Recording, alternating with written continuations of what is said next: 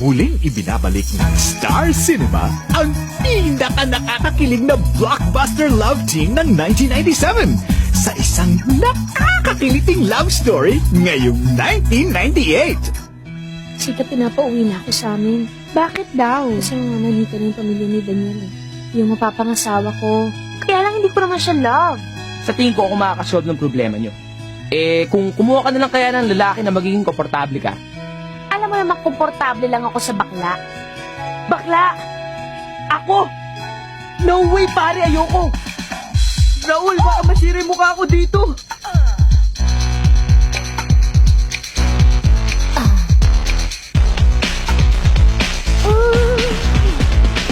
Ay, sino ka nga ba? Ako ang asawa ni Milet. Asawa? Dading, may favor sana ako sa'yo. Tataginting lang sa lapi, kahit na tumulay ako sa alambre, gagawin ko kung gusto mo. Gusto kong mahulog ang loob ng tatay ko sa'yo. Kumbaga, kunyari magpapaturo ka sa kanya ng wood carving. Sa mga kuya ko naman, gusto kong barkadahin mo sila. Tapos pagharap tayo ng pamilya ko, kailangan malambing na malambing tayo sa isa't isa. Tapos makita mo sa kanilang, mahal na mahal na mahal na mahal na mahal mo ko para gumaan ang loob nila sa'yo. Alam mo, siguro ka naging lalaki ka lang. Malamang na in love na ako sa'yo.